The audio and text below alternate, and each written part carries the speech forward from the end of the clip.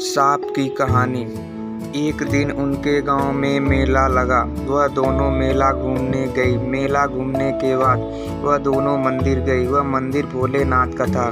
वह दोनों उस मंदिर में मन्नत मांग रही थी कि भोलेनाथ हमें एक भाई दे दो।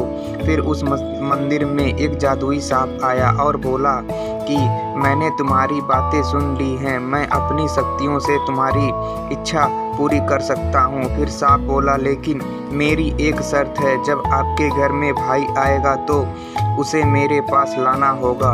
मेरी शर्त भूलना नहीं तो मैं उसे मार डालूंगा। वह दोनों बहनें सांप की बातें सुनकर बोली कि हम आपकी शर्त नहीं भूलेंगे।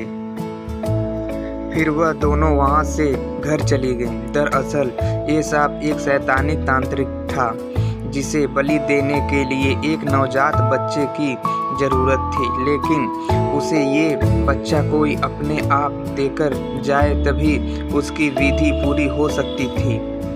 यही कारण था कि उसने उन दोनों बहनों की मदद की ताकि उसका स्वार्थ पूरा हो सके।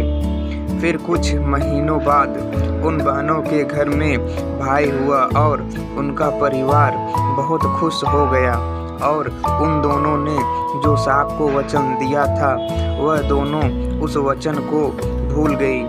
कई साल बीत गए। फिर उनका भाई बड़ा हुआ और उसकी शादी तय हुई।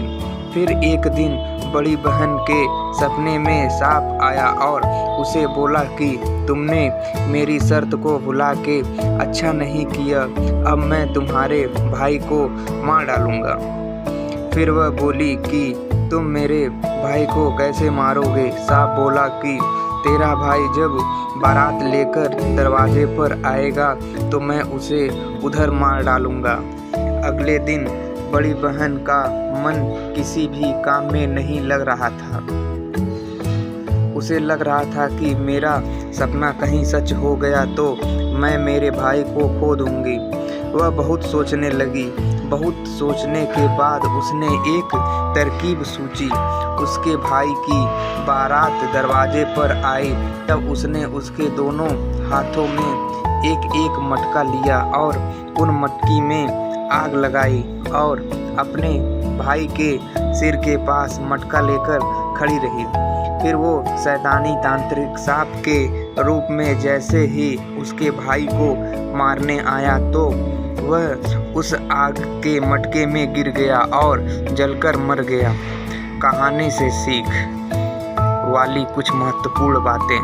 पहला, हमेशा किसी को वचन देने से पहले सोचो कि आप उसे निभा पाओगे या नहीं। ऐसे वादे मत करो जिन्हें पूरा ना कर सको। दूसरा, किसी ऐसे व्यक्ति से किसी तरह की मदद ना लो जो बदले में आपसे आपकी प्रिय वस्तु मांग ले।